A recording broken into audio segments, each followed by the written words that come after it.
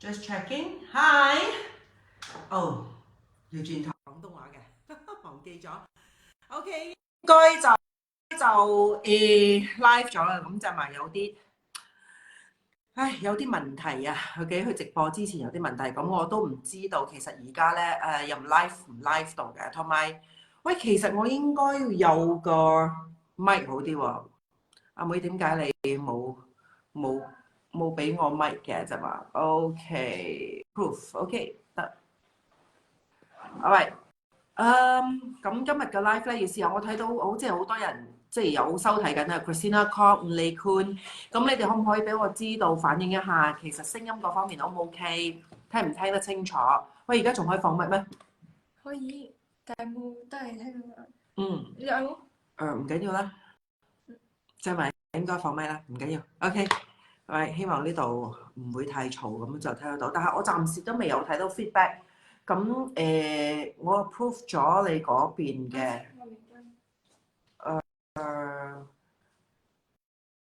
OK，睇下先。OK，咁你哋如果收睇緊嘅 Valerie Ang、Sim An Hui、May Tan，如果聽到嘅話咧，可唔可以俾啲回應我睇下？其實聽唔聽得清楚？OK，睇唔睇得清楚？咁今日講咗咧，即係同大家分享下12生肖嘅運程，2023年嘅運程嘅。但係因為咧，我哋今日冇即係好專業嘅設備。咁之前咧，你知道，如果我哋 share 運程講座嘅話咧，即係個設備嚟講咧，就比較專業些少嘅。OK，即係有少少即係 background 啦，即係做到好即係好靚。但係咁因為咧，我哋仲係喺西班牙。就暫時咧未能可以做一個咁專業嘅設備同大家分享，但係我想知道嘅咧就係咧，其實有唔有人 comment 㗎？OK，咁就係我啲 back end 講 U 嗰度有冇 check 到有冇人 comment 咧？其實你聽唔聽到咧？OK，好，起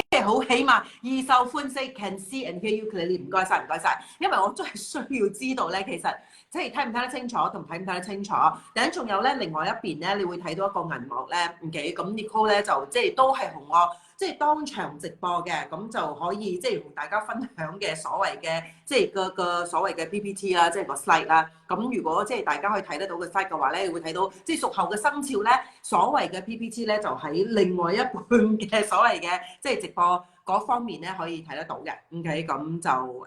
俾我知道其實你哋即係睇唔睇得到呢個生肖，可能你會睇到佢喐些少啦，因為 Nicole 喺即係幕後咧都會盡量去安排去即係做好些少嘅。咁我講咗點解今日咧呢一個分享係即係輕鬆地分享咧？因為我哋冇一個最專業嘅設備嚟同大家去即係 set up 一個好即係好靚嘅所謂嘅畫面啊，去睇得好清楚。我哋又冇嗰個 system 啦，同埋呢一度咧亦都係即係個 WiFi 嚟講咧，可能係唔夠即係唔夠穩定嘅。但係因為咧，我即將會 travel 到即係都會一段時間去 travel 咧，即係分鐘翻到嚟嘅話咧，可能太遲啦，所以我咧就即係期待唔到，我真係盡量係即係我覺得盡快喺呢度喺西班牙就同大家直播，起碼大家係可以即係可以了解多一啲關於大家嘅生肖嘅。咁就話我睇得到，因為啲所謂嘅 comment 入嚟得好快啊。OK，咁如果可以有一個人可以俾我一個可以睇到 comment 嘅喺呢一度嘅話咧，就會更加好啦。OK，所以如果我可以睇到我自己嘅 comment 咧，會比較好啲。OK，或者可以盡量呢一個入嚟睇下可唔可以用咧。OK，所以我可以睇到 comment，我可以回答。OK，咁今日嚟講咧係雖然冇咩專業，但係咧個好處就係咧，即係大家可以問一啲問題啦。咁就我睇到咧，其中一個問。屬狗嘅生肖點啊 ？OK，嗱，因為我分咗3集，OK，因為輕鬆地啊嘛，我真係分咗3集嘅。咁今日咧又係辛子神，即係如果大家識八字嘅話，即係猴啦、老鼠啦，OK，龍啦同埋兔仔嘅，咁呢4個生肖嘅。咁嗱，如果大家諗到就係，但係我唔係呢一個年份即係出生嘅喎，可能就唔需要聽。但係要大家知道嘅，如果正式嚟講八字入邊嚟講咧，其實唔係淨係睇呢個年份嘅。咁如果大家真係有心想去了解多啲詳情關於自己所謂嘅運勢，2023年嘅所謂嘅運勢嘅話咧，咁大家要知道嘅咧就係咧，其實所謂我哋八字咧，總共有8隻字，就唔係淨係話生肖嗰1個字啊。OK，所以總共嚟講咧，其實有8個字嘅。咁8個字嚟講咧，係包括咗你年月日同時柱。OK， 咁最緊要咧，大家要知道嘅就係除咗出生日期嗱，你睇得到咧，即係喺另外一個畫面嘅 PPT 個 site 嗰度咧，你睇到屬猴嘅畫面嚟講咧，你會睇到譬如好似係1932年啊、1944年啊、1956年、1968年、1980年出生嘅話咧，係所謂係屬猴嘅。但係如果你睇翻月份，如果你係番人或者紅運8月8號至到9月7號出世嘅話咧，其實你都有個猴嘅，即係你有一個所謂嘅猴子喺呢個月柱嗰度。又或者你出生嘅時間嚟講咧，係下午3點至所謂嘅5點之間嚟講咧，咁你其實都係有一個屬猴嘅生肖嘅。所以唔係一定淨係話，即係你係嗰個年份出世嘅話咧，就係要睇屬猴嘅。OK， 咁你要知道嘅，如果你月日時嚟講有屬猴嘅話咧，你都要即係聽下或者要參考下，因為呢個屬猴嘅生肖所謂嘅吉凶星咧，都會影響咗你2023年即將嘅運程嘅。OK， 咁首先嚟講咧，最緊要就係希望大家知道自己嘅八字係啲即係咩回事咧。如果唔係嘅話咧，就講於可能會幫大家分享下，會 share 翻去落 comment 嗰度咧。即係一個所謂嘅連線，因為連線嚟講咧，你可以 click 入去咧，就輸入你個所謂嘅出生日期咧，同埋時間嘅話咧，就會即將幫你打印咗你嘅八字出嚟㗎。咁你有咗個八字圖嘅話咧，就起碼可以容易即係了解多一啲其實所謂自己啊，即係個八字入邊整個八字所謂8個字入邊咧，總共有幾多個生肖？咁每一個人嚟講咧，最少有4個生肖嘅。咁我開始之前嘅話咧，就希望大家最緊要首先嘅話咧，就可以幫我分享呢一個所謂嘅直播出去啦。咁希望呢一個直播嘅話咧，仍然可以所謂嘅接觸到多啲人啦。咁亦都可以能夠即係幫多啲人去分享，等大家都可以即係做好準備、做好預備嘅話咧，將嚟來臨緊嘅2023年所謂嘅水兔年入邊癸卯年咧，就可以做好自己嘅即係準備啦。計劃啦，同埋策略啦，令到2023年可以更加好嘅。OK，咁我喺度睇下大家嘅所謂嘅message 先啦。OK，Helen 都講清楚嘅，Sasa Chin 啦，Hello。OK，Joanne say 係畫面有點少，係啊，係唔好意思，因為真係唔係咁即係專業啦，所以我哋要透過另外一個所謂嘅直播，即係另外一個 camera 嗰度鏡頭咧去睇嘅所謂嘅畫面嘅。所以如果你係睇唔清楚嘅話咧，就盡量去可能去 screenshot 啦，screenshot 咗出嚟慢慢放大去睇咧，可能會比較好啲嘅。Hi 長風，Melissa Lim，你又嚟上廣東話課啦 ？OK，Right Angel 丹你好，淑姨 OK，頂做邊之前9有個空星 OK，跟一個吉星還就先還。沒有講的係嘛 ？OK， 咁我等到屬狗嘅生肖嗰陣時咧，希望做邊你可以即係一路繼續留守嘅話咧，咁到時到狗嘅生肖嗰陣時咧，就記得去即係再問多一次呢一個問題啦。Donna Pan 你好 ，OK，咁仲有 OK 其他嗰啲 OK 啦，咁我開始啦。咁你睇得到咧，其實咧喺嗰個連線嗰度都 share 咗一個所謂嘅八字嘅打印連線嘅。咁如果大家係即將未將自己嘅八字去打印出嚟嘅話咧，就可以幫我打印出嚟，因為我覺得而家呢度好熱，可唔可以幫我開場啊 ？OK， 喂，May 你好 ，OK， 玉美邱師傅 ，OK， 咁呢一個咧係所謂茶藝師傅嚟㗎，OK， 我記得，你好，OK， 咁就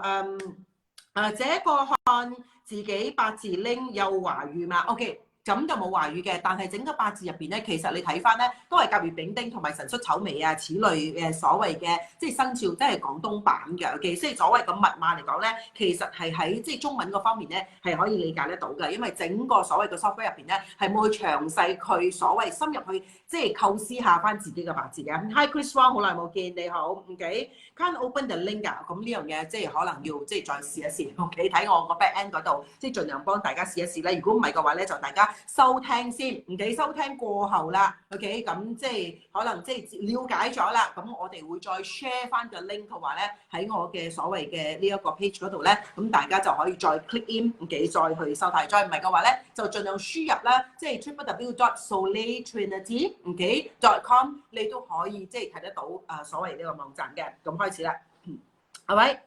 咁 is this reading more suitable for younger generation, older generation doesn't seem accurate？ 都唔係㗎 ，Helen Low， 即係所謂八字嚟講咧，唔係話代表即係多謝你咁嘅問題啦。因為今日我講咗輕鬆地咧，就盡量可以即係盡量即係問答嗰方面咧，都會多啲嘅嘅。所以有咩問題咧，就即管問啦嘅，我都盡量去答你嘅。咁嚟講 Helen Low 就話，即係可能佢會覺得咧，係咪睇八字呢些嘢咧係比較比年輕人會比較準確啲嘅？咁所謂即係上咗年紀嘅長輩嚟講咧，就睇得唔係咁準確。嗱呢一樣嘢嚟講咧，其實咧我自己本身就唔係咁認同嘅。因為嚟講咧，即係八字嚟講咧，其實係即係大中細，即係路中亂嚟講咧，其實咧都係可以好準確嘅。咁嗱，有一般人，譬如好似即係自己年紀即係長大咗啦、成熟咗啦，同埋智慧嗰方面咧都即係加厚咗嘅話咧，咁睇八字嚟講咧，唔係話佢唔準確，就因為咧即係八字嚟講咧，可能分分鐘幫助唔到呢個人啦，因為呢一個人咧所謂嘅經過人生入邊嘅所謂嘅路程咧已經好多啦，所謂即係經過好多起起落落啦、波折重重啦，咁令到自己嘅智慧嗰方面咧，可以即係構思學習得到咧，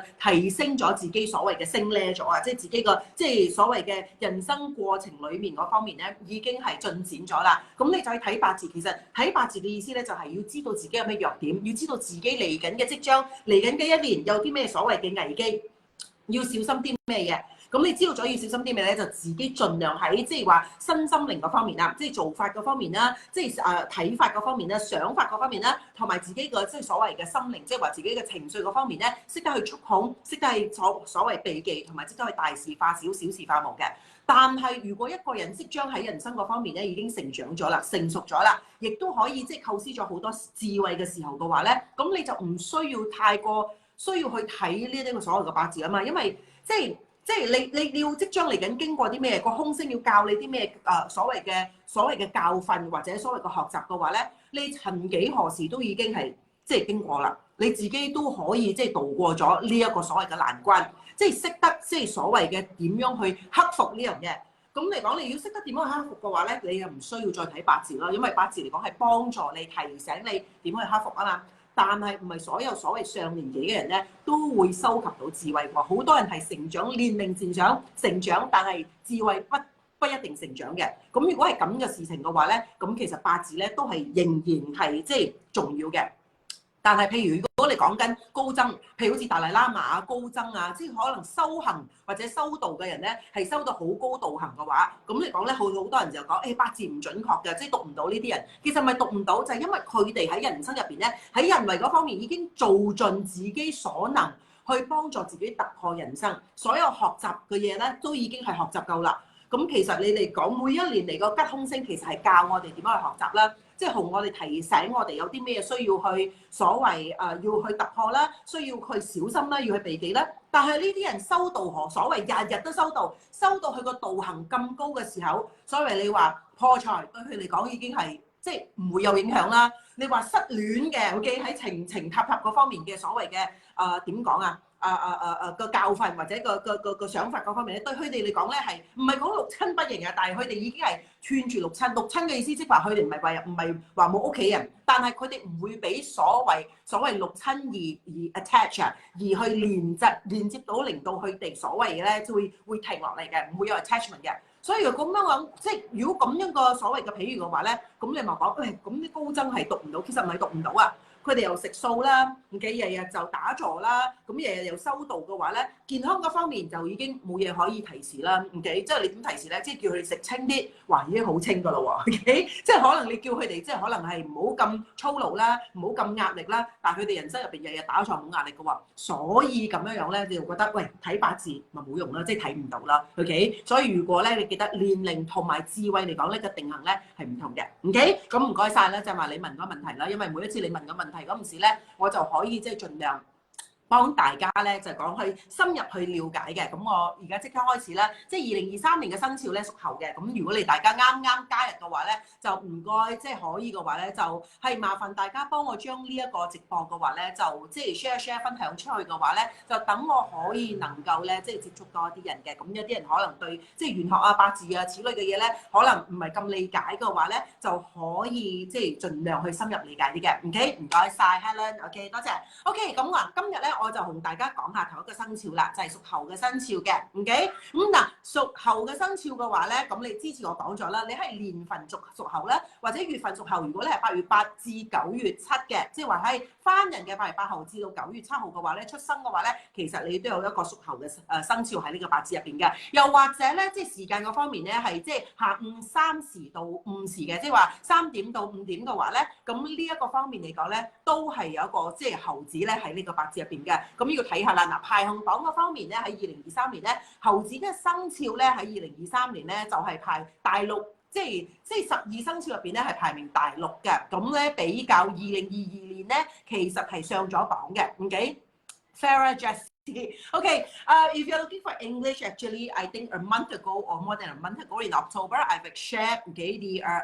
full explanations in terms of the 12 animal sign in English. Okay, so those of you who are looking for English, maybe you can actually look back into the history of my videos. Okay, and you have the detailed sharings in terms of English in those particular sharings itself. Okay, so today's session will be fully in Cantonese. Right， 咁你睇翻啦，又轉一轉台先。OK， 咁所謂咧係升咗2級嘅，喺2022年嘅話咧係排名第8啦。咁2023年即將上到第6噶啦喎。咁嗱睇翻下個吉星同埋空星啦。咁吉星入邊咧屬猴嘅生肖咧，所謂有個國印星啦、月德星啦、地解星啦，同埋呢一個所謂嘅太極貴人㗎。咁我哋今日咧就盡量逐個星去理解，咁知道嘅。如果你八字入邊有個屬猴嘅話咧，咁你就知道有啲咩吉星可以幫助自己達成自己嘅目標啦，幫助自己喺所謂嘅命運喺2023年咧點樣觸控個命運，點樣去利用運用呢一所謂嘅吉星啦，所謂天時地利人和。天時嚟到啦，即係所謂嘅吉星照供到呢個生肖嘅時候咧，就最好時機將呢一啲咁嘅吉星咧就運用得到去最高境界。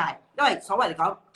平時照唔到你嘅話，即係可能你點揮手點想用到你用唔着啊嘛。咁你咁啱喺2023年去照供到你啦。如果你識運用嘅話咧，就可以識得採取到2023年點樣能夠令到自己所謂嘅即係運程嗰方面咧係去到最佳狀況嘅。咁你首先睇下國印先。嗱，國印星嘅話咧就係代表一個所謂係權力之星嚟㗎。咁國印咧，你諗下啦。整個國家即係整個地位、整個環境之下咧，你係得到所謂嘅印圖，即係個印星啊，個印章，即係話咧你有權威啊。咁之前嚟講咧，國印就係話可能係你即係每一個即係所謂嘅皇族入邊咧，唔同嘅所謂嘅排行啊，唔同嘅級數嘅話咧，每一個人有唔同嘅印章嘅，OK，所以嚟講呢一個國印星嚟講咧，就代表咗喺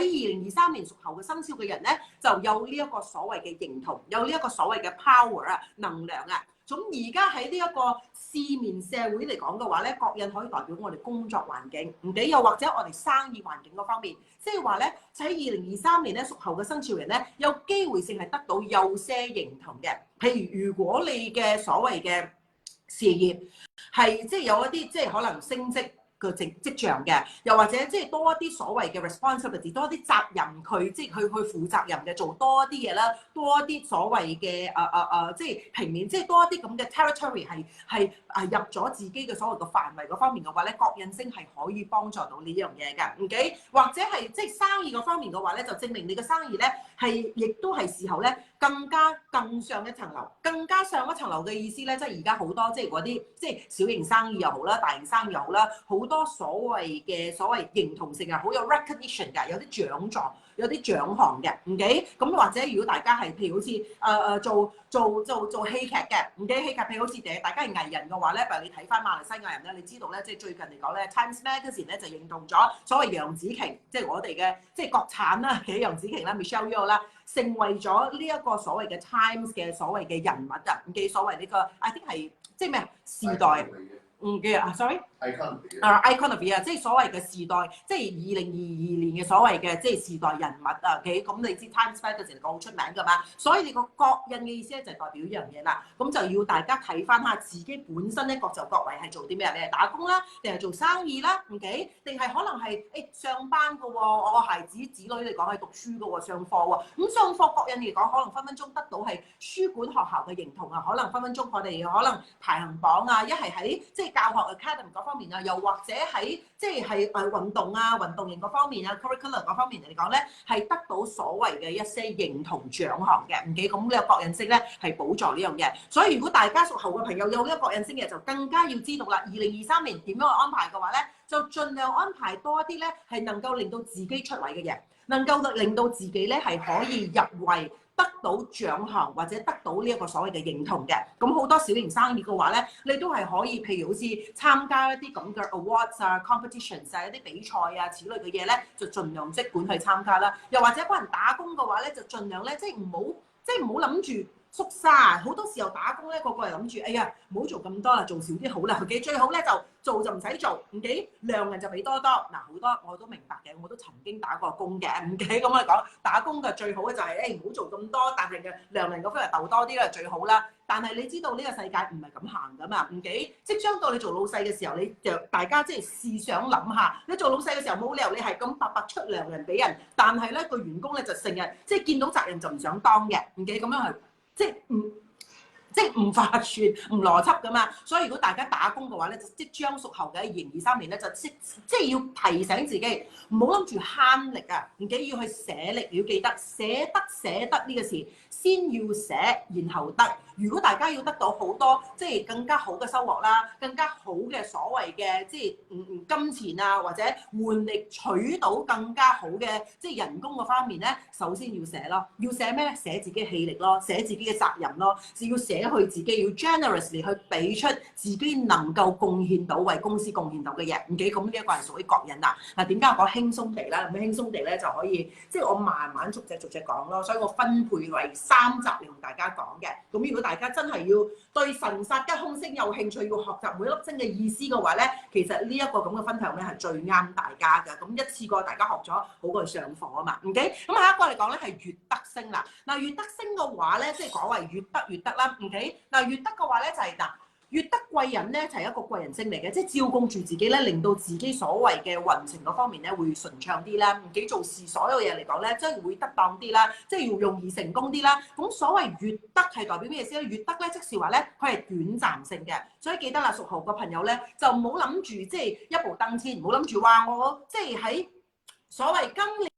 OK， 2023年我就一定要即係達到，譬如好似即係可能係一步登天嘅成就，即係就盡量唔好咁嘅諗法啦。記得係逐步嚟，一步一步嚟啦。因為月德嘅話咧，只係照供近唔照供遠嘅，即係話如果大家咧係有分 quarterly 大家嘅所謂嘅思想，譬如好似我講 ，OK 頭3個月，OK 可能係可能正月啦、2月份啦、3月份啦，即係春天時間，我要得到呢一個所謂嘅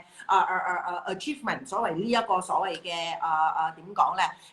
成就，然後到夏天嘅時候 ，OK， 你咁呢3個月咧，我有另外一個計劃喎，另外一個策略喎，要得到另外一個成就嘅，咁分享即係分開去嚟，即係細微嘅所謂嘅目標，唔記令到自己達成嗰目標嘅機會率會比較高啲嘅，即係一定要一個短期時間去達成，因為好多人咧嗱，其實而家年尾啦，唔記10月份啦，好多人講哇，我今年2023年我一定要有 New Year Resolution， 就係新年嘅願望咧，就係我要發達。OK，我要減肥 ，OK， 我要健康啲。但係你一個所謂發達啦、減肥咧、健康啲咧，係即係乜嘢時段之下咧？你係想即係可能50年後你發達啦 ，OK？定係你係想即係可能10年後先減到個肥啊？定係你好想健康啲嘅就係、是，哎呀20年後我即係會可能到80歲嘅時候我會健康啲，即係好多人就係即係想一樣嘅，但係冇一個所謂一個好即係現實或者好 practical 嘅 timeline 啊，即係冇一個時段一個時間。嗱，月德星咧係提醒自己一定要一個短微嘅時間咧。佢 manifest 佢即係夢想是成真嘅話咧，一定要一個短微，即係可以係喺呢一年入邊嘅，即係幾個月入邊咧係逐漸咁樣可以即係爭取得到或者得到㗎啦。OK，咁首先啦，即係好多謝大家啦，我睇到都好多人咧，雖然上緊網你都收睇緊啦，咁睇到個即係個額數係越嚟越高嘅。咁喺度咧，如果大家嘅啱入嚟即係收聽嘅話咧，就係希望大家可以嘅話咧，就幫我分享呢一個所謂直播出嚟咧，就能夠令到我可以即係盡量接觸多啲人，亦都可以將呢個直播嚟講咧係分享俾多啲人嘅。OK，咁下一個吉星嚟講咧，我講地解星啊，記得每一次我哋睇到所謂解神解星嘅時候咧，即係有嘢要解咧，咁有嘢要解嘅，即是話咧，肯定係即係賴咗嘢啦，或者中咗嘢啦，或者有啲嘢棘住咗啦，OK，咁你先至需要解噶嘛，OK，所以地解嘅意思咧，都係咧，即係代表咗其中一個所謂即係吉星咧，係幫助自己解決問題嘅，OK，所以如果屬猴嘅朋友有地解星嘅話咧，就即係所以盡量去諗一諗啊，睇一睇下，譬如好似啦，即係。有啲乜嘢問題係可以即係自己用於呢一粒所謂地解星咧，係幫助自己去解決嘅。譬如有啲誤會重重嘅嘢啦，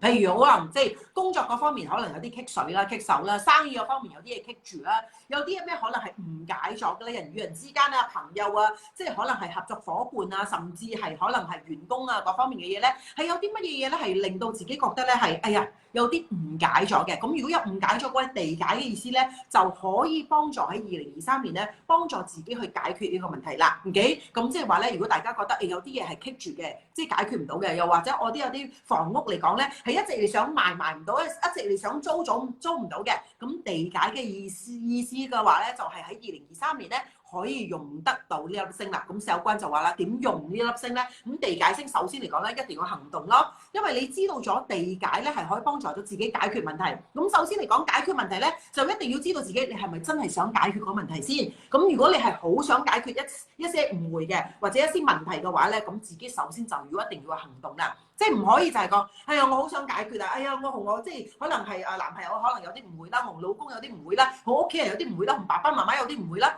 但係你係淨係想解決，但係冇行動要解決喎，咁係永遠解決唔到噶嘛。你又想，但係喺度等人哋去即係採取行動嘅，咁呢樣嘢係唔 work 嘅。所以地解嚟講，首先嚟講咧，一定要行動性。所以呢粒星嚟講咧，地解星咧係一個動星嚟嘅。動星即係提醒所有屬猴嘅朋友，或者八字入邊有猴嘅朋友嚟講咧，一定要採取行動。即係2023年咧，唔可以坐以待斃，唔可以坐喺度等運到啊！唔幾有地解星嘅話咧，你係可以幫助到自己招供住自己咧，所有問題都可以大事化小，小事化無。但係有唔有行動啊？就要問下自己啦。咁如果一直以嚟就覺我想解決喎，我想解決我金錢嘅困難，我想即係自己銀行多啲錢啊，我唔想即係自己即係銀係好似掹掹緊嘅，咁都係解決問題啊嘛。但係如果冇行動嘅話咧，呢粒星幫唔到你㗎，所以記得2023提醒自己嘅話咧，一定除咗有策略為止，唔記一定除咗有夢想之餘，一定要行動，因為冇行動嘅話咧，地解星係幫助唔到自己㗎。咁但係如果你一有行動嘅話咧，貴人慢慢逐漸就會出現啦。OK， 咁太極貴人係咩意思咧？太極貴人咧，可能即係之前可能有啲人都會即係可能聽過咗㗎啦。咁太極貴人咧，亦都係代表喺陰陽之間嘅一個智慧高行嘅貴人嚟嘅。咁智慧高行太極嘛，所有玄學嘅嘢，風水啦、八字啦、紫微斗數啦。中醫嚟講咧，全部都係講關於陰陽所謂係平衡嘅，所謂 balance 嘅太極圖啦，唔幾個陰陽圖。咁太極貴人嘅意思咧，即係話咧，我哋遇到一啲高人或者一啲貴人咧，係智慧地好高㗎，即係好 balance 㗎，佢個 life 係好 balance 㗎。咁可以係我哋上司啦、老細啦，或者朋友啦。又或者係即係可能係即係宗教上嘅所謂師傅啦、師尊啦，OK？又或者玄學上嘅所謂老師啦，教導到自己咧，令到自己會覺得咧一啲係我aha moment 啦，一啲好似係突然之間醒覺時啊，OK？可能上咗啲課程啊，聽咗啲即係課程之後咧，令到自己嘅心打開咗，智慧地嗰方面咧可以通開咗嘅，OK？所以咧太極貴人咧就最好，如果大家一直以嚟對可能即係玄學嗰方面啊，或者宗教嗰方面啊，所有嘢係令到自己係增加智慧嗰方面嘅成長嘅，譬如好似 self-help department， 譬如好似你要學一啲，譬如好似EQ level 點樣去令到自己所謂嘅即係所謂嘅 EQ 啊，OK？會高啲嘅。咁呢一啲咧都係屬於太極貴人可以幫助自己嘅，咁可能咧即係自己去上一啲課程啊，或者去參與譬如好似 follow 一啲 Facebook Live 咁嘅之類嘅嘢咧，又會聽到一啲嘢學得到，幫助到自己喺個智慧嗰方面嚟講咧可以深入一啲啦。咁太極貴人係咁嘅意思。咁如果大家一直以嚟好想，我對塔羅牌好有興趣啊，對八字好有興趣嘅話咧，咁我哋就可能2023入邊咧，盡管去即係學習多啲呢啲咁嘅所謂嘅 topic 嗰方面嘅嘢啦，OK？ 好啦，咁我睇到呢一度亦都有啲問題嘅，OK？所以等Martius，記等9999你要等下，可能喺幾集入邊噶啦。除咗呢方，What if monkey is a luck pillar？咁都係一樣㗎。如果你喺大運嗰方面咧，行到屬猴嘅大運嚟講咧，其實咧都係有呢一樣咁嘅影響嘅。咁嗱。喺譬如好似你屬猴喺年份啦、月份啦、日子啦，同埋時處或者係大運嗰方面咧，咁出現喺唔同嘅地方有啲乜嘢唔同嘅深入嘅理解嘅話咧，咁就要等到我翻去 KL 啦，翻馬來西亞，即係差唔多10月尾啦。咁咧，即係我會盡量抽時間咧。就同大家分享得另外一集，佢幾深入12生肖喺唔同時處嗰方面咧，代表得唔同嘅意思嘅，佢都係一樣免費，因為 J Group 咧已經係講咗佢哋會贊助呢一個所謂嘅分享㗎。但係因為我自己本身嘅時間嘅問題嚟講咧，就暫時未能做得到啦。咁我睇翻可能12月未翻到去馬來西亞嘅時候，如果有咁嘅時間嘅話咧，就會即將同大家分享嘅。唔見嗱，睇下空星先。咁空星嗰方面咧，唔記你就會睇得到咧，就係所謂有嘅劫煞啦、小耗啦，唔記所謂死符星啦，同埋呢個紅炎星嘅。嗱，呢一個我要講一講先啦，唔記Win Win Wong 唔記親屬嚟㗎，唔記佢講師傅，我要學八字，唔記要增加我啲智慧，唔記咁我 of course 咁八字嗰方面你記得啦，好多時候咧增加智慧咧就唔一定上八字咧就一定增加到智慧嘅，唔記咁最緊要咧就係可能即係活在人生嗰方面咧，我覺得咧其實 Win Win 你都做得好好㗎啦，唔記最緊要人生入邊活得精彩，同埋每一步驟我哋行動嘅話咧，都要撐大雙眼去學習，OK？撐大雙眼即係唔係話我哋 A 眼 B 眼，即係我哋嘅第三隻眼咧，即係我得啊，所有嘢都好咧，即係佢要去 reflect，要去睇深入一啲，要去揾出每一樣嘢發生喺我哋生命入邊咧，所謂嘅教訓，OK？所謂係想教導我哋啲乜嘢？得失嗰方面咧都要去思考，深入去思考嘅話咧，智慧咧就會自然所謂會出現㗎啦。所以記得啦，我唔想大家誤導到大家諗住，喂，上八字係咪即係會增加智慧㗎？唔係㗎，我睇過好多人啦，你上一世八字咧都唔會增加到智慧嘅，OK？所以記得智慧嗰方面咧，其實咧係免費嘅，OK？即係每一次，可能我而家觀賞出去我個窗簾出邊咧，我睇得到一棵樹。即係呢一棵樹喺春天同埋喺冬天咧，可能即係出現到嘅可能嘅形象都唔同嘅。咁就我深入去理解呢一個所謂嘅畫面嘅話咧，其實智慧咧都會誕生嘅。OK，咁我嚟睇下所謂嘅空星啊。OK，空星喺嗰方面有劫煞啦、小耗啦。嗱，劫煞嗰方面你係講咗啦，劫煞係破財之星嚟嘅，同埋講係劫煞，劫煞即係話唔識，即係唔係自己心甘情願去破嘅啲財，係劫煞嘅意思咧，即係話可能係逼不得已之下咧要破呢一個財嘅。所以屬猴嘅朋友咧就記得啦。唔記喺2023年咧，對金錢嗰方面嚟講咧，就唔好太過執着。嗱，唔係太過執着嘅話咧，就唔代表大家哇，即係完全係唔尊重金錢啊！即係有錢就即係揈曬佢，唔係咁嘅意思。但係唔好太過執着嘅意思嘅話咧，就係咧，即係唔好太過即係拘謹於 result 啦。OK，即係可能我 set 個 target，我投一個100萬 ，OK， 我盡量去做得到嘅 ，of course。固然好啦，但係如果達唔到嘅話咧，都唔好太過執着，因為劫煞嘅意思咧就有機會性咧係有啲可能係即係好多人橫刀奪愛啦、夾硬嚟啦，OK，夾硬即係搶走自己嘅財啊。咁個財嘅意思咧就唔係一定錢嘅喎，咁財嘅意思喺度咧就係代表咧分分鐘係劫財嘅意思咧就係代表係自己擁有嘅嘢，可能人哋劫感情，即係你明明擁有一個好即係好溫馨嘅家。或者你擁有一個好即係好圓滿嘅所謂一個生意，即係好好嘅一個 staff， 好嘅一個下屬，但係咧可能有人係不擇手段係想幫你撬咗呢一個人嘅，咁呢樣嘢咧都係屬於劫煞嘅，所以咧屬猴嘅朋友咧就要好好，首先嚟講咧提醒自己有啲咩值得珍惜嘅話咧就好好去珍惜先，唔好等到有機會人哋撬得到啦先諗起話要去爭嘅時候咧就分分鐘太遲㗎啦。咁如果你大家覺得呢一個人係值得去珍惜嘅，就唔好等到人哋嚟搶手嘅時候先去珍惜咯。由而家開始咧就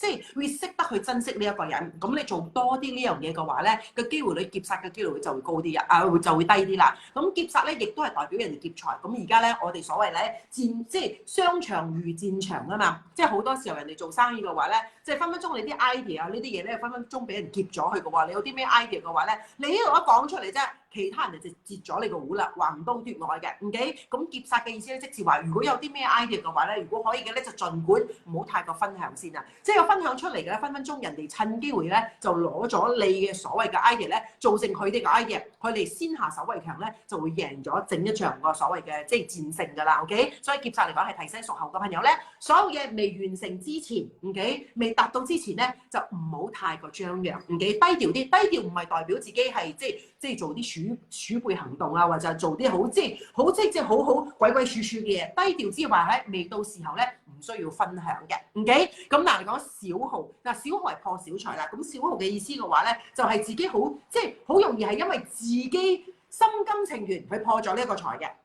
所以小耗嚟㗎嗱，有大耗有小耗啦，小耗係破小財啦，即係分分鐘嚟講咧，可能係即即係損失咗一啲財物啊，或者使咗啲錢啊，OK 過後咗會令到可能我哋自己本身嘅即係個財富嗰方面咧，就即係低減咗啲嘅。但係你記得啦，錢揾嚟係使噶嘛，小財唔出，大財唔入啊嘛。所以屬猴嘅朋友咧，就記得唔好太過執着於着緊於財運呢樣嘢嘅，覺得如果即係應該使嘅就使咯，應該投資嘅投資啦。尤其是如果大家一直以嚟係想去投資一啲譬如好似即係進貢於自己成長嘅嘅課程又好啊，即係一啲所謂生活嘅享受又好啦，係令到自己係喺人生入邊體驗更加深啲嘅，咁即管去破下咯。即係大家即係收埋啲錢為乜啫？我成日都講啦，即係最驚人最詐忌嘅就係咧，人在天堂，錢在銀行，OK？即係自己即係辛苦揾得嚟咧，就要捨得使咗佢啊嘛，OK？咁唔係話講要使晒佢，但係有少少即係將自己令到自己可以 pamper 到自己，即係生命入邊即係活得好啲啊，開心啲，愛錫自己多啲嘅，何樂而不為咧？OK？就即管去做啦。咁下一個嚟講係死符星啦。咁死符星嚟講咧，唔好聽到佢嘅名好似好得人驚咁，死符又唔需要死嘅，OK？咁死符嘅意思咧，就好多時候咧，呢個官符嘅嗰個符星嚟講咧，就好似一個咒語咁啊，即係好似人哋畫符咧，即係落咗你一啲降啊，一啲咒語咁嘅。咁呢一個死符咧，就會令到自己咧，即係可能分分鐘咧，就即係俾一啲嘢吸取咗我哋嘅靈魂，俾一啲嘢咧 in a way 咧，即係 distract 啊。即係話引誘或者誘惑咗我哋嘅靈魂嘅，所以如果大家有屬猴嘅話，就記得啦，所有嘢都好咧，要即係定力要夠咯，即係唔好下下俾即係四周圍身邊咧，即係你知啦，而家好多嘢好有引誘力好高噶嘛，誘惑性好高噶嘛，OK？所以就千祈唔好俾呢一啲嘢咧，令到自己三魂唔見七魄啊！即係分分鐘死符嘅意思咧，就好似人哋畫咗一條符咧，即係貼咗喺你身上度咧，你就即係冇理符啦，OK？即係自己又覺得自己又好似因為做所有嘢都好咧，集中唔到精神啦，尤其是喺情緒嗰方面咧最容易噶嘛，談戀愛啦，分分鐘覺得哇，好似哇我好 in love 啊，好中意啊，佢中意到咧，即係乜嘢都唔使睇噶啦，唔使食唔使瞓都唔使做噶啦，OK？嗱呢樣嘢咧就要小心啲啦，唔記所有嘢都好咧，即係 make sure 即係肯定性係自己 make sure 自己嘅定力咧一定要足夠，如果唔係咧死符好容易咧俾人取咗自己魂魄啊，令到自己咧硬係得翻個軀殼啊，成日好似即係冇一個目標啦。成日覺得自己好似好空虛啦，就唔知自己其實即係真正嚟講係想得到啲乜嘅，咁死符嘅意思就係咁啦，OK？咁紅焰星嗱，紅焰咧其實係一個所謂一個即係桃花之星嚟嘅，但係呢一個咧係屬於空星啦，即係話一個係所謂桃花煞啦。咁死符紅焰嚟講咧，就代表咧兩個混合一齊咧，呢兩個兩個空星嚟講咧，係即係代表性咧一啲人咧係透過所謂桃花紅焰啊，好誘惑嘅，OK？喺一個場所之下咧，係挑撥咗自己嘅魂魄啊！即係譬如好似即係哇美女啦、美男啦、俊男啦、六嚿肌膚啦，搞到自己好似哇覺得好似喂有人好似對我好似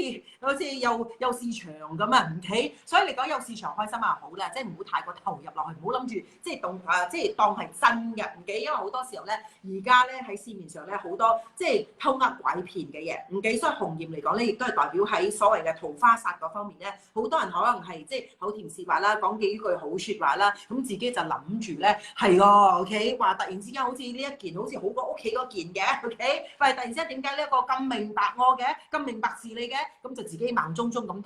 投入咗落去啦。咁呢個紅焰加死符嘅話咧，佢就要小心呢樣嘢啦。OK？咁講到呢一度嘅話咧，我就要睇下。直頭下一個生肖啦，唔中睇第二面啊，唔記希望你哥聽得到咧，就直頭跳去，係啱啦，唔記你哥醒目，OK，咁呢一個嚟講咧係屬鼠嘅生肖啦，唔記咁下一個係睇屬鼠嘅，如果大家有屬鼠嘅話咧，一樣咧，如果大家啱參加呢一個所謂嘅即係分享嘅話咧，就即係要知道咧，其實自己嘅八字咧，除咗年份之外咧，其實有其他因素咧，都係代表到自己有一個路數喺自己嘅八字入邊嘅。Hi Jennifer，OK，我而家啱啱睇到 Jennifer say hi 㗎，OK，咁大家要即係真好咁多謝 Jennifer Yap 啦，因為咧所有我個 Facebook 直播嚟講咧，尤其是呢啲咁嘅分享資料嘅話咧，全部都係提供住 Jennifer Yap 同埋 J Group 咧去贊助嘅，OK，好多謝啦 Jennifer 啦，OK，即係支持我嘅分享咧，即係每一次咧，其實我幫你分享嘅話咧，其實我有收入嘅 ，OK， alright，所以真係要啲多謝啦 J Group 啦同 Jennifer 啦，咁去贊助啦，就令到我哋有機會性係可以即係同大家分享呢樣嘢嘅，即係 win-win 嘅，OK？咁嗱，首先睇下屬鼠先啦。咁要知道咧，除咗年份嗰方面咧，亦都係有月份喎。咁如果大家咧係即係12月7號啦，直至到1月5號生日，即係話係大家係12月咧係可以即係點講慶生日嘅話咧，其實你個八字入邊咧都有一個屬鼠嘅生肖㗎。又或者大家係即係傍晚11時唔幾直至到半夜1點出世嘅話咧，亦都係一個屬鼠嘅生肖喺大家嘅八字入邊嘅，OK？咁首先係睇下而家屬鼠嘅所謂吉星同凶星啊，咁吉星嗰方面咧，因為好細啊，我自己都要撐大雙眼睇真啲先，OK？咁吉星嗰方面咧，有所謂福星啦、天德啦、所謂個紅鸞星啦、桃花星啦，呢一個所謂嘅福德啦，同埋呢一個六分星嘅，OK？咁睇住個吉星先啦，咁吉星逐隻嚟講下，咁屬鼠或者你有八字入邊有鼠嘅朋友，你嘅呢個吉星係代表咩咧？嗱，屬鼠嘅話咧。好事就係咧，榜上有名啦，OK？你喺2022年排行最尾嘅，即係12生肖入邊咧，你排行12嘅喺2022年，但係屬鼠嘅朋友咧，喺2023年咧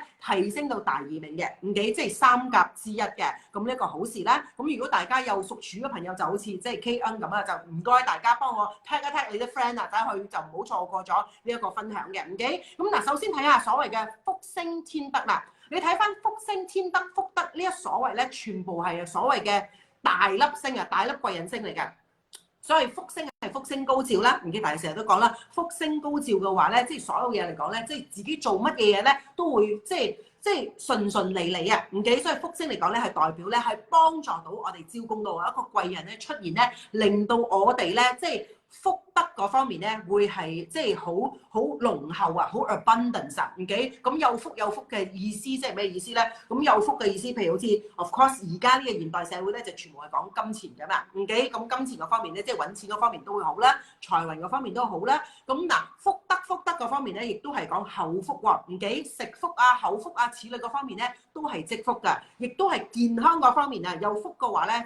即係最緊要有健康先有機會享福啊嘛，OK？所以嚟講，你有福星，OK？同埋呢一個所謂福德咧，亮火大吉星照顧住自己咧，喺2023年咧，有屬鼠嘅朋友或者即係有老鼠喺自己八字嘅朋友嚟講咧，所有喺事業、金錢，OK？甚至喺所謂自己嘅健康嗰方面咧，其實都係好事嚟嘅，OK？即係大家喺肯定咧，即係有福去即係所謂嘅去共享啊，OK？咁下一個嚟講咧，睇到紅鸞星啊，嗱紅鸞星嘅話咧，就代表一個桃花星，所以紅鸞再加桃花嚟講咧，呢兩粒係正桃花。咁如果大家咧有老鼠嘅八字嘅話咧，又係單身，又好想即係自己可能分分鐘揾翻個伴侶嘅話咧，其實2023年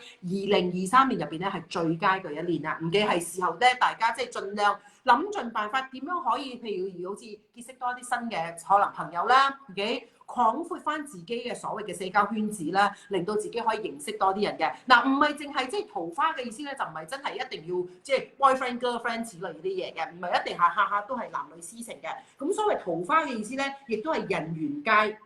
人緣好啊！咁如果大家有屬鼠嘅生肖喺個八字入邊咧，再加上紅鸞，再加桃花嘅話咧，如果大家做生意又好，或者係做工作嗰方面咧，尤其是係前線工作者啦，即係大家如果做 sales 啦，OK，如果係做 marketing 啦、business development 啦，前線嘅要去即係要見人啊，每一次要見客嘅話咧，其實有呢兩粒嘅所謂嘅桃花星照供嘅話咧，就好好咁去幫助到自己咧喺2023年嗰方面咧。即係人見人愛啊！即係人緣嗰方面又要即係會突然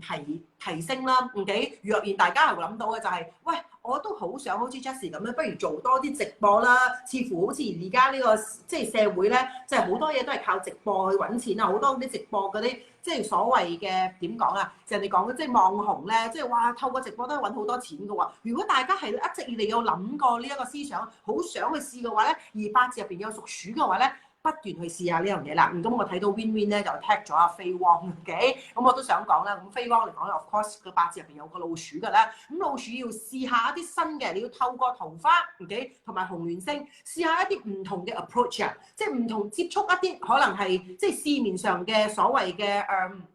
點講啊？即係自己嘅圈子入邊咧，用一啲唔同方法去接觸啊，點樣係能夠將自己嘅即係生意又好啦，將自己嘅技能又好啦，所有嘢咧可以接觸多一啲人，透過 online。透過即係呢啲咁嘅 online 啊、Facebook 啊、TikTok 啊、Instagram 啊呢啲咧，全部都係用作桃花嗰方面嘅即係照供嘅，OK？咁啊睇得到人數嗰方面咧繼續提升嘅，咁唔該晒，肯定係你大家喺度幫我即係分享出去嘅，咁希望大家如果啱啱入嚟嘅話咧，繼續幫我分享出去啦，令到我可以即係更加接觸多一啲即係人數嘅，OK？咁啊睇得到最尾一個嚟講啦，OK？嚟講咧就係所謂嘅即係六分星啦。嗱六分星咧就好似譬如好似人哋講勳章啊，勳章嚟講即係以前咧即係小學嘅時候咧，你知道㗎啦，即係你參加啲咩活動嘅話，St. John's 又好啦，Girl Scout、Boy Scout 又好啦，即係你一升咧個時候咧，係俾張勳章嚟咧，就可以即係燙落你件衫度咧，做多一條柴嘅話咧，就升級嘅 ，OK？ 所以呢一個咧六分嘅意思咧，即係話咧，即係有機會性嘅喺2023年入邊咧，得到多啲嘅所謂嘅認同，得到多一啲嘅所謂嘅點講啊，個 power 啊，個能量個力量啊 ，OK？ 所以如果大家前線工作又好啦，做 KOL 又好啦，做呢啲咁嘅 online 啦，要見人嘅話咧，就記得啦，克服咗自己所謂嘅恐懼啊！好多時候咧，我同我啲學生講咧，就係你試下直播啦。即係試下去做下呢啲嘢，點即係幫助自己去即係提升下自己嘅知名度嘅。但係好多時候咧，即係好多學生咧，即係佢都係未 ready 嘅。唔好講學生啦，我自己仔女都係一樣啦，唔記佢覺得嚇唔得喎，佢都冇 online 咁樣，佢哋即係寧願唔做啊。但係你要知道，我哋嘅社會轉變啊，所有嘢嚟講咧，都係去咗 online 啦。呢一個係一個所謂嘅 new norm，OK？所以如果你而家唔突破嘅話咧，再加上如果你有屬鼠嘅話，有紅鸞有桃花星，再加上六分星，你都唔盡量去趁住呢一個機會去突破嘅話咧，分分鐘個星過咗嘅話咧，仲更加艱難去突破俾自己啊，OK？所以盡量諗下。有啲乜嘢方位或者方面唔幾可以透過呢啲咁嘅所謂社交活動啦、Facebook 啦、Instagram 啦、TikTok 啦、微博啦呢啲咁嘅嘢咧，係幫助自己去 reach out 嘅，去可以咧更加去即係可以吸引到更加即係大眾化，或者更加多人會理解到自己所謂嘅服務嘅。唔記數呢樣嘢咧係即係必定要去做㗎啦。唔記咁嗱，睇下個空星啦。咁空星嗰方面嚟講咧，所謂有含持星啦，所以呢一個所謂嘅卷舌啦，咁一個係所謂嘅絞殺啦，OK，咁有呢一個嘅披麻星啦，同埋最尾呢一個係碎形星嘅，OK，咁你要睇翻啦，嗱含持嚟講咧，嗱我哋有正桃花，亦都有機會性咧。即係牽涉到所謂嘅少少嘅偏桃花，即係話有少少嘅桃花劫嘅。咁含持星嚟講咧，就代表咗呢一個少少嘅桃花劫啦。含持就代表咩咧？鹹濕嘅機會嘅，佢機會比較高啲嘅。OK，所以記得啦，用於正桃花咧，個心一定要正。OK，如果大家要正桃花開花結果出嚟要正花嘅話咧，個心要正咯。即係好多時候咧，大家要出去咧，即係唔係搞震，唔係撒啲隆重嘅，即係要出去咧，即係有心即係結識人，有心即係結識新，即係多啲朋友，即係多啲即係身邊多啲，即係可能係新嘅，即係即係點講 socialize， 唔幾用個心去做嘅，唔係因為用個所謂嘅點講啊 lust 即係話咩？唔係含濕而去做，唔幾，因為你睇下有一個含持星，含持嘅意思咧，即係機會性嘅係所謂一個鹹濕星嚟嘅。即係如果大家咧出發點去用啲正桃花咧係唔正，即係個根底係唔正啦，個 root 係唔正嘅話咧，出嚟分分鐘呢一個花開花結果咧，會導致到會成為一個所謂嘅偏桃花，又或者變成一個桃花劫嘅。就打個譬如啦，大家有正桃花。人緣好啦，譬如好似自己嘅所謂係即係人見人愛啦，好多人會突然之間睇到自己咧會好即係好中意或者覺得好舒服，同大家即係傾心事啦，了解大家多啲啦。如果大家係一下行差踏錯，用歪咗呢一桃花嘅話咧，就含持星出現啦。含持嘅意思咧，即係話哇，有人係哄自己訴苦啦，了解大家啦，關心大家，但係可能分分鐘自己係已婚者啦，OK，即係有開家庭㗎啦。如果自己係唔識得好好咁去處理呢樣嘢咧，突然之間如果真係一個唔察覺有個鹹濕個所謂嘅機會率即係出現咗嘅話咧，咁所謂呢一個含持咧就會影響咗自己咧，導致到呢一個桃花變成一個桃花煞，OK，會破壞家庭啦。可能分分鐘係2023咧會好好嘅，2023好開心啦，即係哇好有 feel 啊！即係如果桃花開花啊嘛，但係你諗下。桃花星照顧你一年就係2023好啫，唔代表2024會好，2025會好嘅。咁如果大家一個唔小心咧，開咗一個所謂嘅含持桃花嘅話咧， 2023可能好過癮嘅，但係到2024、2025嗰陣時咧就有排愁啦。OK， 尤其是大家已婚者咧就要緊記呢樣嘢啦。OK， 咁下一個嚟講咧係所謂嘅絞殺啊。OK， 咁捲舌同絞殺嚟講咧，其實兩顆星嚟講咧都有咁上下，即係同樣嘅所謂嘅影響嘅。咁嗱，捲舌同埋絞殺意思咧，即係話好多時候咧，人哋係即係話。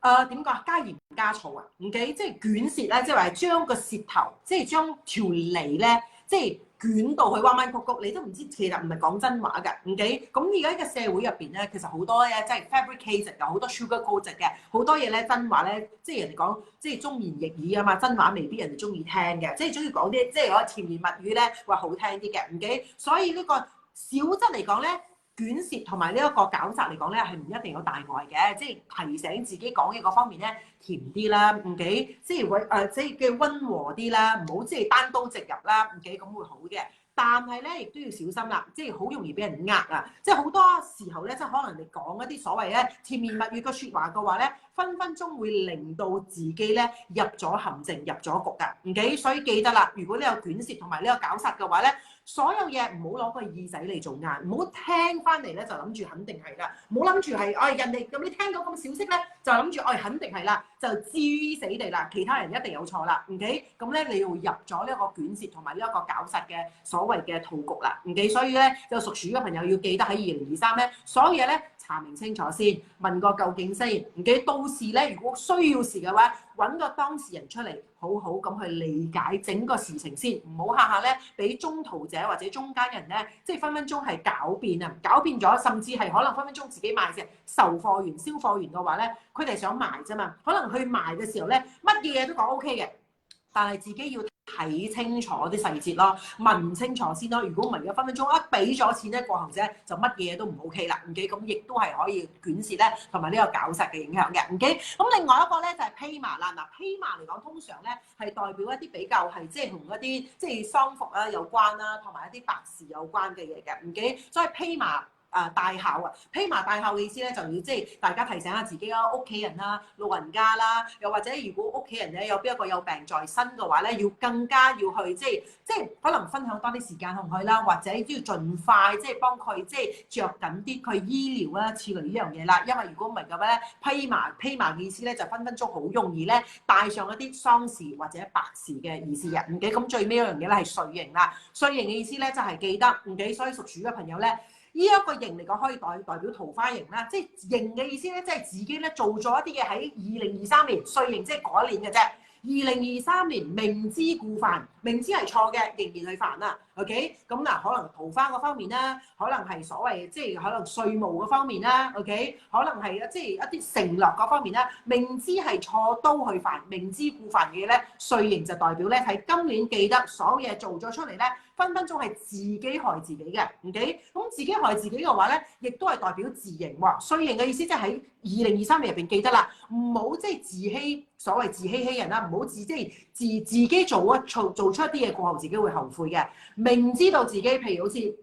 有啲嘢唔係咁好噶啦，可能自己健康唔係咁好噶啦，可能自己嘅所謂嘅即係成績唔係咁好噶啦，可能自己嘅表現唔係咁好噶啦，就盡快去克服佢，盡快去做好佢，唔好下下明知故犯，唔記過後咗喺一年入邊咧就分分鐘咧令到自己咧一落千丈啊！唔記明明做得好地地嘅，就係因為呢一個固執做即係明知錯嘅嘢，都更加要做落去嘅話咧，就分分鐘喺2023年咧就會令到自己咧大度降級啦。唔記，所以呢樣嘢要記得啦。咁我哋下一個生肖啦，就去睇下先。唔記屬龍嘅生肖嘅，唔記哇好鬼忙喎。我話可能我哋自己個線唔係咁好啊，咁我就盡量喺呢一度咧，即係盡講同大家分享下咧個屬龍嘅生肖，OK？有太陽星啦，有天空星啦，同埋呢一個所謂嘅攀安星嘅吉星入邊啊，OK？所以如果大家屬龍嘅生肖可能唔係睇得咁清楚嘅話咧，咁咧就我同大家分享嘅就係吉星入邊咧有太陽星，即係新沙啦，OK？有呢一個所謂嘅天空星，即係 Sky Emptiness，OK？亦都有呢一個攀安星 Pulling Shadow Star，OK？咁我哋逐隻星講下先啦，OK？咁你睇翻啦，太陽星，太陽照供嘅話咧，就萬物重生啊！所以太陽咧係整個宇宙入邊咧係一個好重要嘅一粒星嚟嘅，OK？咁太陽嚟講，有太陽嘅出現咧，即係人都會開朗啲啦，會精神爽利啲啦。即係而家唔係我而家睇出去個窗口咧，即係完全係失落嘅，完全係 depressing 嘅，OK？因為咧就係咁係睇唔到個太陽嘅。好似烏煙瘴氣、暗暗沉沉啦，啲咁啦。咁通常咧，太陽雖然若然係落山咗啦、下降咗啦，冇太陽嘅話咧，就會好黑暗。所以太陽出嘅話咧，就代表咧，所有嘢嚟講有希望、有機會。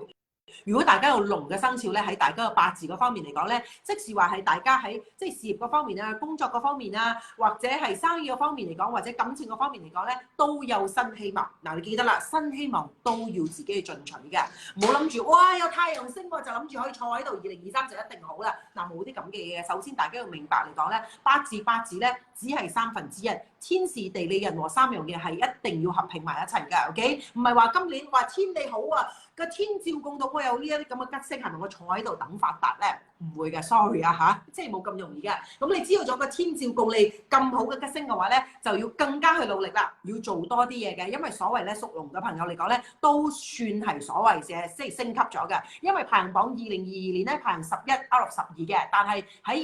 2023年咧排行榜大5啊，即係幾5甲入邊嘅。所以咧屬龍嘅朋友咧喺2023咧，因為透過太陽之星更加努力，努力咩咧？OK， 更加要努力做一啲比較即係點講啊？爭取咧，OK，光明正道嘅嘢，因為太陽啊嘛係光明噶嘛，唔係黑暗噶嘛。咁如果大家係有即係屬龍嘅生肖喺八字入邊咧，有啲咩 idea 啊，有啲咩嘢即係可能構思啊，即係可能係生意嗰方面要傾談啊，要出嚟即係可能propose 一啲 idea 嘅話咧，盡量喺日光日白嘅時段去 propose 咧，對自己會好啲嘅，OK？即係話你如果你約嘅係所謂嘅即係生意伙伴出嚟要傾一啲生意嘅話咧，即係你約佢食晚餐啦，即係食午餐啦，好過食晚餐啦。唔記即係日光日白咧，招供自己成功嘅機會率咧都會比較高啲嘅。唔記嗱，天空嗰方面嚟講咧，即係話其實咧聽落去好似好似係咪一個即係空星多過吉星咁樣？其實唔係嘅，佢天空嗰方面嚟講咧，其實可以幫助咗自己咧好多嘢咧，即係大事化小，小事化無嘅，OK？尤其是啲空星入邊咧，有天空嘅所謂嘅出現嘅話咧，有啲咩空星嘅來臨，譬如晦氣星啊 ，bad chi 晦氣，即係令到自己梗係好多呢啲咁嘅，即係聚好聚身嘅，即係負面嘅力量嘅，OK？天空照供嘅話咧，就會幫助自己咧，即係減咗呢一啲所謂嘅 heavy energy，OK？所以天空嚟講咧，係幫助自己咧。即係減低一啲所謂負面嘅能量嘅，OK？嗱，攀安星嘅話咧，即係代表咧屬龍嘅生肖嘅人咧，就記得喺2023年咧要改變啊，要走動。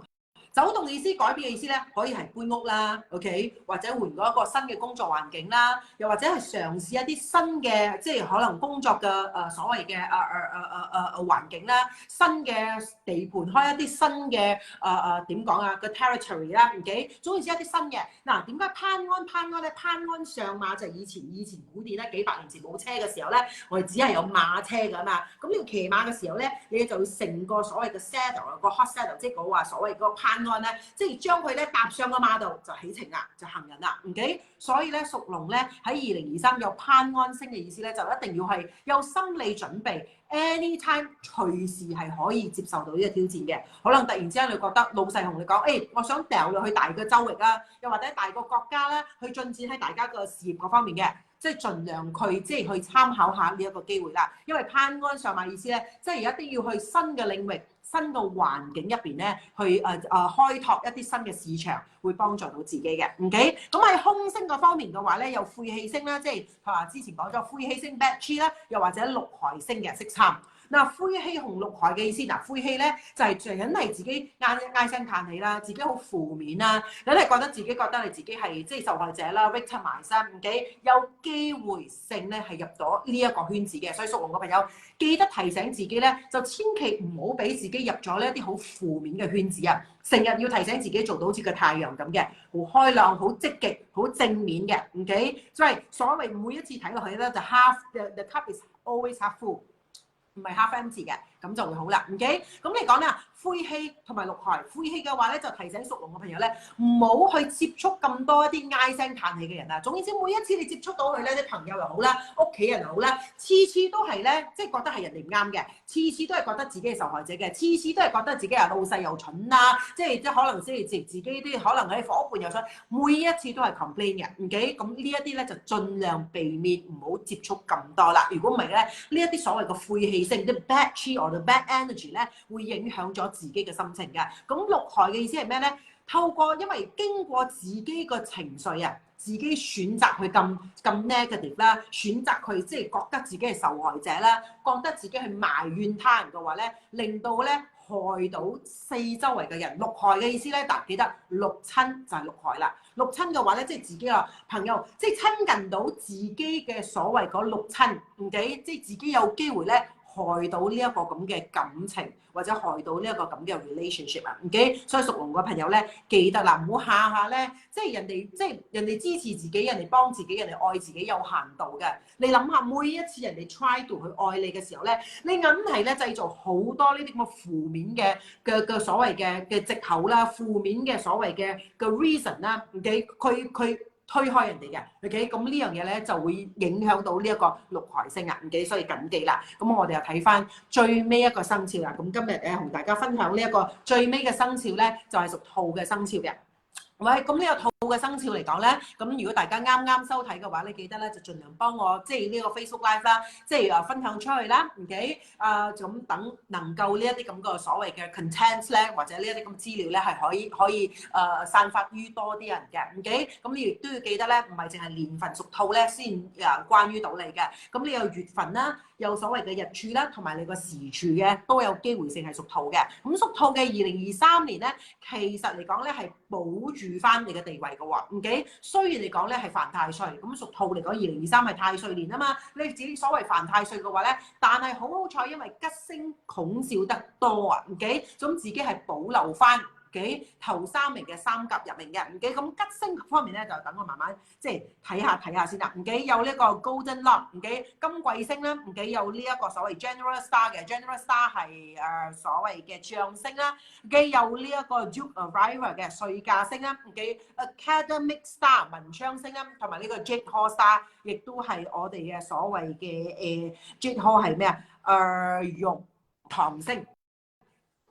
因為即係要睇到英文，又慢慢去翻譯，因為完全睇唔到啲中文字嘅，OK？咁啊喺度講翻啦，OK？所謂我哋吉星入邊咧有呢一個金貴啦，嗱金貴星同埋呢一個將星嚟講咧，金貴咧亦都係代表一個即係金富開啊，金貴啊，OK？金富開嘅意思咧就代表咧財運嗰方面好啦，即係屬兔仔嘅，其實2023咧財運照供自己嘅機會率咧會比較高啲嘅，所以屬兔仔朋友啦，有財運照供咧，即係證明自己咧更加需要採取行動。嗱，好多時候人哋咧，我會覺得好多學生或者好多即係收聽者咧，就係每一年到即係到時到候啦，10月嘅時候咧，就好想去唔同嘅師傅咧，就唔同嘅老師咧，就去睇下，哇！我生肖點啊，排行第幾啊？即係可能係得一個歡喜一場啊！唔記聽咗，哇！兔仔好啊，排行甲第3名喎，唔錯啊，有財星喎，然後聽咗就算啦。過後咗嚟緊呢12個月咧，就覺得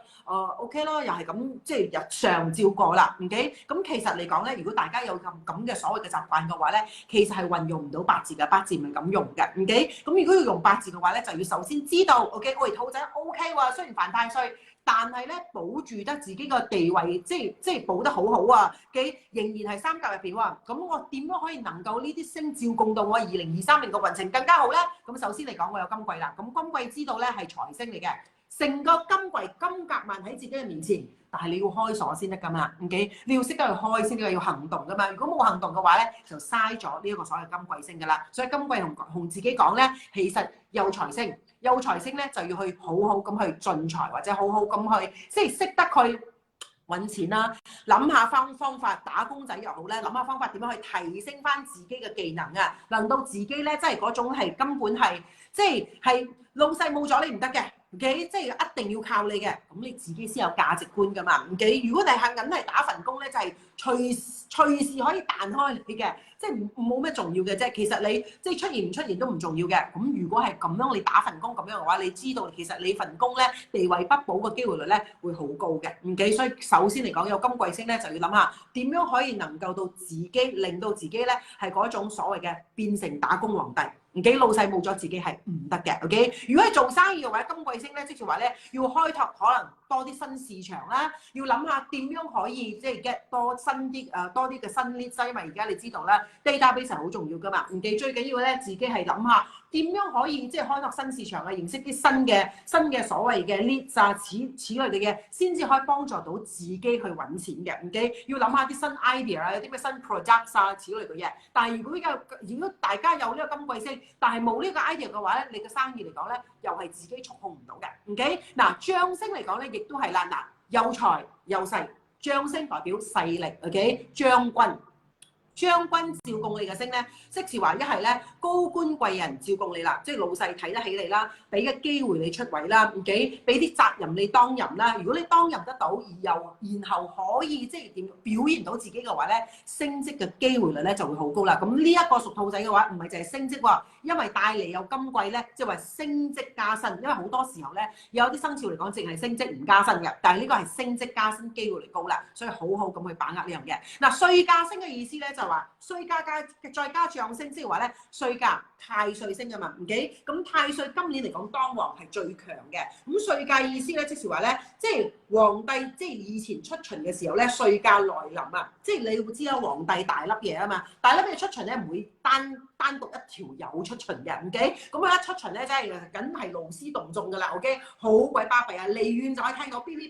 吧啦落皇帝嚟緊啦，OK。咁呢個歲駕星嘅意思咧，即係話咧屬兔仔嘅朋友咧喺2023年咧有呢一個所謂嘅整個團體 ，OK 嚟即係包圍住自己啊！即係話人哋成日講啦，即係唔睇僧面都睇佛面啊，啱唔啱先 ？OK， 即係話人哋講唔俾面你都俾面你老細啦，即係話你身邊咧有啲大粒嘢，有啲大老細咧，有機會性可以照顧到自己。即係話咧，歲駕星提醒自己掹車邊啊！屬兔仔嘅朋友記得喺2023年咧諗下。邊一個車邊自己掹得到嘅？好多時候人生入邊咧要成功咧，唔係下下靠自己努力，係自己要努力。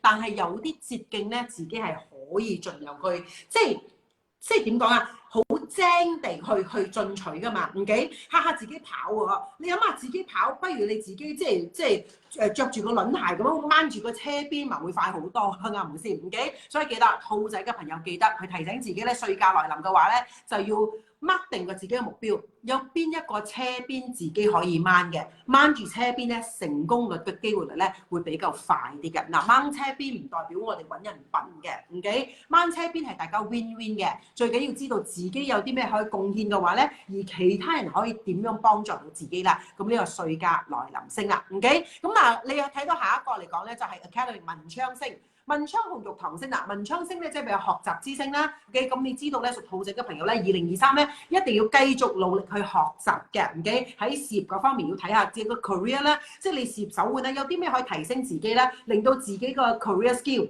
即係你嘅技能嗰方面咧更加好啲咧。如果一直以嚟係做 sales 嘅，不如而家自己可以試下，我又做 sales 又做 marketing 得唔得啊，老細 ？OK， 俾我嘗試下得唔得啊？你可以即係可能分分鐘俾我多啲錢，但係我一個人打兩個人份工喎，你點樣都可以慳翻開兩支啊嘛，啱冇？你可以一支開晒，可以開兩支啊。嗱，譬如呢樣嘢嚟講咧，就係去學習一啲新嘅技能啦。咁文昌星嚟講咧，亦都係代表如果係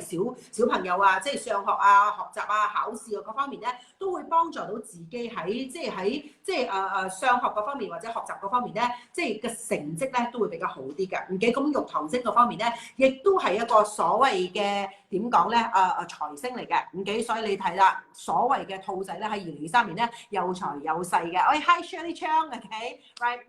即係 Thank you，我好 miss 你嘅廣東音 ，OK， 係，如果可以下一次嘅，你可以 even 上嚟咯，即係講下即係你啲廣東音，我好 miss Egypt 啊嗰度咧聽你講啲廣東音嘅，OK， 咁下一個睇翻呢個空星啊，OK， 咁嗱兔仔嘅空星啦，我啲老花又出現啦，等我慢睇下先，Hidden Cups 伏屍啦，OK 喺度 Grand Duke 太歲啦 ，Sword H 嘅劍鋒星啦，同埋呢個 Sky Cry 嘅係天哭星啦，OK， 咁嗱呢4個空星嘅話，首先喺伏屍，咁伏屍嚟講咧，尤其是咧大家要小心啦，伏屍咧。唔一定又係即係哇，點要變成個僵屍啊？唔一定變成個僵屍嘅，OK？唔係乾屍 ，OK？伏屍唔係埃及嗰啲乾屍啊。伏屍嘅意思咧，即係話咧，嗱，有機會性屬兔仔嘅朋友咧，就分分鐘喺2023年咧，有 again 三魂唔見七魄，有個空殼喺度就伏屍咯，OK？即係話生活活嘅一個人喺度，但係咧得個軀殼嘅，即係冇靈魂嘅 ，no soul inside of you。唔記得做嘢樣嘢咧，日日上班就係朝9晚5咯，做啫啦，開唔開心咧？唔開心㗎，點解咧要做咧？揾錢咯 ，OK？嗱，日日翻到去咧，即係共枕眠嘅，即係老公又好，老婆又好，係咪好愛佢咧？唔知㗎，係咪愛咧？唔知㗎。有細佬哥咗，結咗婚係咪點啊 ？OK？瞓咪瞓咯，即係嗱呢一個意思。如果大家咧，即係活住自己嘅生命入邊咧，係時常有呢一個咁嘅感覺嘅。翻工但唔係好想翻嘅，OK？即係可能你瞓覺嘅時候睇到，即係身邊嗰個人哋講枕邊人都好咧，睇到都唔係好開胃嘅，OK？即係嗱，我可能大家講話 Jessie 你咁衰嘅講到，即係講到咁負面嘅，喂新年來臨㗎啦喎，大佬講到咁樣，其實呢個係現實世界。其實我睇過即係無數嘅客仔，你估即係個個真係可以。好 honestly 好 truthfully 咁講翻自己個婚姻或者即係感情入邊真係好開心咧，即係我都經過啦，咁我自己都知啦，OK？但係咧伏屍嘅意思咧就係提醒自己唔好去到呢一個地步啊！個地步就係自己活住一個軀殼，個靈魂係完全唔開心，冇 fulfillment 嘅，OK？所以如果伏屍嘅話咧，就係有機會性係呢一個咁嘅所謂嘅影響咯。咁如果大家有伏屍嘅話，兔仔嘅話，你要提醒自己，我係咪好 enjoy 我工作咧？我係咪好開心活住我即係我嘅生意咧？嗱，講真，好似我做我生意，我真係好 enjoy 㗎。Of course， 我每一次做所有嘢嚟講都係 part of 生意，OK？At the end of the day， 我都係好想你哋上我1年1度嘅所謂嘅2023年嘅風水講座同埋課程嘅，OK？咁50蚊一張飛，我都好想大家買 ，OK？參與我嘅 ，OK？咁都係生意啊嘛。但係最緊要就係，如果大家做得開心，即係大家做得有 passion 嘅話咧，你係冇時無刻我喺度 holiday 緊，我都好想去做呢樣嘢嘅。咁呢個係 passion。但係好多時候，如果一啲人翻工嘅時候，梗係咧。星期一就等星期五，星期五咧就走最好你 forever 唔好到星期一唔想再翻工啦。咁如果咁樣嘅話咧，就大家分分鐘有咗伏屍空星嘅觸控，即係影響咗自己啦。咁呢樣嘢嚟講咧 ，over time 嚟講會令到自己咧更加變成一個軀殼唔幾蘇，千祈唔好俾呢樣嘢長期性影響你，因為2023咧。開始要提醒自己呢樣嘢啦，唔記咁太歲嘅意思咧，即係自己嚟講咧，即係犯太歲咧，即係好多時候咧情緒嗰方面咧會波動啲嘅。所謂咧犯太歲嘅意思咧，即係喺所謂我哋睇翻即係。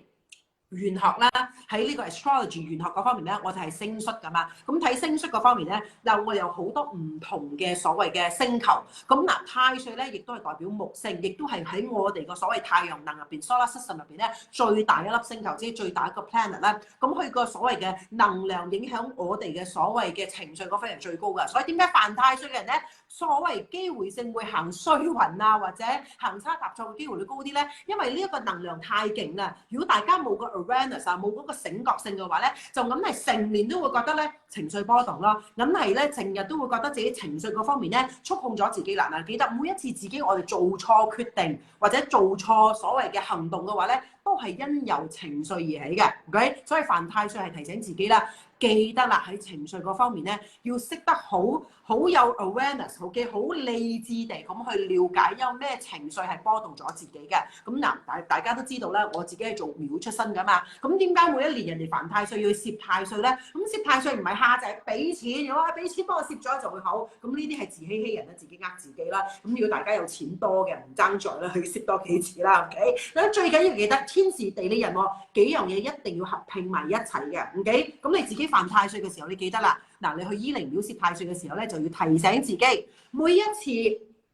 我攝高嘅太歲咧，就要提醒自己咧，唔好俾個太歲壓住自己，令到自己嘅情緒咧成日波動，成日鬧情緒嘅，成日喺度係搞 depression 啊呢啲咁嘅。因為你整年搞 depression 好大鑊嘅喎，大佬 OK， 成年咧 OK 食唔安瞓唔落啦，成日 depress 啦，覺得自己工又唔想做啦，生意又唔想做啦，咁大佬你想點啫 ？OK， 咁太歲咧就會影響呢樣嘢啦。咁點解人哋成日叫你即係入廟拜神啊、裝香拜神去攝太歲、攝高嘅時運？因為每一個步驟你又要點蠟燭啦，又要裝大香啦，又要裝細香啦，又要燒寶啦，又要等即係師傅幫你品神啦。每一個步驟咧，其實係一個好 meditative 個過程啊。唔幾 meditative 咧，就係令到自己嚟講咧，好投入專注於做一樣嘢，令到自己情緒唔會太過即係走動啊。唔幾唔會諗其他嘢，你會諗下你裝緊香會大佬會辣手㗎嘛。咁裝緊香會流料，裝緊香會諗緊話嗰條仔好正喎，哇條女好索喎，你唔會咁㗎嘛。唔幾，所以你裝香你就裝香㗎嘛。OK， 所以點講咧？我哋會拜神嘅咧，就係因為將我哋嘅情緒咧，即係收拾。所以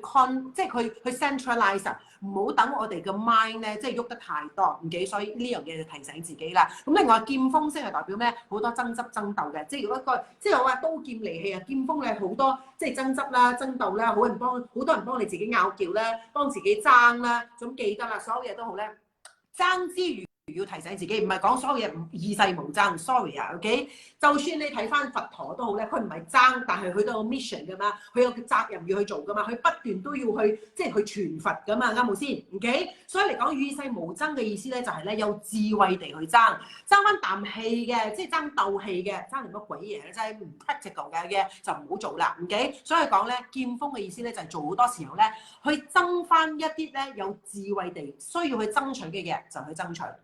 但係一啲係爭翻嚟係得即係得啖氣嘅，即係為咗個 ego 自我心去爭嘅嘢咧，就唔好佢所謂去即係勞師動眾去嘥呢咁嘅力量啦。所以劍鋒星係提醒自己，雖然係有人幫自己爭嘅，但係要諗清楚先 ，OK？ 要爭啲乜嘢嘢，值唔值得去爭 ？OK？ 如果係唔值得爭嘅話咧，就慳翻自己嘅力量，做一啲比較有意義嘅嘢、有意思嘅嘢。咁最尾一樣嘢咧係天哭星啦。咁天哭星嚟講咧，即係我嚟人哋講天哭，即係好似即係喊苦喊忽啊！唔記得就個天成日哭啊，成日落雨咁喊苦喊忽話，你睇落去，你諗下，因為長命雨日落夜落嘅話，你睇落去真係即係好 depressing 噶嘛，唔記？咁天哭星嘅意思咧，即係話有機會性咧，即係屬兔仔，因為情緒波動咧，令到自己咧，即係好容易喊苦喊忽啦，好容易不落啦，好容易唔開心啦，唔記？所以屬兔仔嘅朋友記得，唔係講唔可以喊，唔記？若然需要哭嘅話咧。儘管去哭，但係哭咗過去咧，抹乾嘅眼淚繼續拼過，唔好下下即係沉入咗呢一個圈子啊！好多人好中意㗎，聽埋晒啲抒情歌曲啦，咩分手終於在雨天啊，聽完又聽，聽完又聽，又睇埋晒呢啲咁嘅即係嗰啲咁嘅喊苦喊忽嘅戲啦，睇完又睇，睇完又睇啦，梗係唔夠即係唔夠悲慘咧都唔睇嘅。有啲人中意咁嘅喎，係硬係咧，即係 keep 住自己喺個狀況之下。咁如果你大家兔仔喺個八字入邊，知道有呢一個空星咧，會影響咗自己咧。點講咧？埋沒咗自己一年嘅運程喎。你自己喺埋沒喺呢一個情緒之下，你話一年入邊揾唔到成功之地，揾唔到一個提升自己，即係所謂嘅生命之道喎。咁你講咧係咪嘥咗一年先？唔記，所以記得啦。所謂嘅天哭星咧，係提醒自己要哭嘅。痛痛快快一次過哭夠佢，唔記，即係趁一個 weekend 又話一個公眾假期嘅，有咁悲慘喊咁悲慘喊晒去咗，大日又一條好漢咯，唔記，重新開始，唔好俾佢下下咁測驗住自己，影響住自己喺2023個運程啦。OK， 咁嗱 OK 啦，嚟到呢一度咧，好想幫大家分享啦。其實我1月頭咧，即係1月7號同8號啦，咁1月7號嘅話咧，我有一個所謂嘅呢一個所謂講座啦，就係喺粵語啦，即係廣東話嘅。所以大家如果聽廣東話咧，1月7號咧喺呢一度所謂嘅 comment 咧有個連線嘅。如果大家有興趣去即係參與嘅話咧，即係50蚊，因為咧點解咧？即係50蚊好平嘅，整日啊！我會幫大家 share 晒2023年咧，由風水角度咧、易經角度咧、八字角度咧，同埋深入睇翻自己嘅八字，OK？點樣佢即係將幫自己去預備2023嘅來臨嘅所謂嘅戰勝自己嘅命運。OK，喺2023年 ，OK， 整日嘅課程，朝頭早10點到下午5點嘅話咧，只係50蚊 ringgit 嘅咋，唔記，因為點解咧？我哋有 J Group 去贊助整個過程，即係因為我哋賣飛之餘咧 ，J Group 都會贊助於我哋即係整個所謂嘅分享嘅。OK，所以我希望在場咁多位朋友。如果可以嘅話咧，即係希望大家可以即係投資呢50蚊喺2023年你嘅生命入邊咧，係即係學識更加多關於風水點樣去能夠將呢個2023年嘅風水飛星入邊咧，能到即係幫助我哋嘅命運嗰方面提升到最好啦。用易經嗰方面咧，去俾我哋即係深入智慧去理解到2023年嘅所謂嘅運程啦，同埋氣勢啦，同埋亦都係用自己嘅八字嗰方面咧，即係幫助自己咧去了解更加多一個比較個人。即係唔係咁 general 㗎啦，係個人自己八字嗰方面咧，即係去幫助自己去更加觸控2023年係有 replay 嘅，我哋有個 limited time replay 啦，有限嘅所謂嘅重播啦，咁我哋會 send 翻個 link 俾你啦。但係如果可以即係收睇直播咧係最好嘅，因為點解咧？你如果上嚟睇直播嘅話，有啲咩唔明可以當場問我哋問題嘅，咁我哋嘅話亦都會有一 team 人咧幫助大家咧去去解答呢一啲問題。咁我希望咧個 link 咧已經 share 咗喺我嘅 comment 嗰度啦，咁希望大家咧就可以儘管去諗一諗。invest 50蚊上一上呢個課程，能夠可以幫助大家喺2023年咧準備得更好可以將自己係扭轉命運扭轉乾坤，令到2023年咧係喺生命中入邊咧係所謂嘅最好嘅所謂嘅一面啦，大家係時候升呢啦好啦，希望大家。首先多謝大家收看啦，喺呢一個所謂嘅Facebook 入邊啦。咁我嚟緊嘅聽日星期五啦，咁後日星期六啦，同樣啦同時間9點馬來西亞嘅時間啦，都會同大家再分享嘅其餘嗰啲唔同嘅生肖嘅。咁喺度再次希望大家如果可以嘅話咧，唔該寫得啲先啦要寫先會得啊所以希望咧大家係可以幫我share 咗呢個 Facebook Live 啦，希望我可以接觸更加多啲多啲唔同嘅人咧認識我嘅分享嘅多謝大家，睇下有啲咩問題冇先Darling, any questions here that I need to pay attention to? No 啊，哇！你哋全部都好醒喎似乎冇問題啦。咁希望聽晚嘅我哋可以再見，明晚再收睇，明晚9點我哋再見啦。多謝晒大家拜拜 ，Good night。我要自己刪嘅 ，sorry 啊，我快得咁過癮。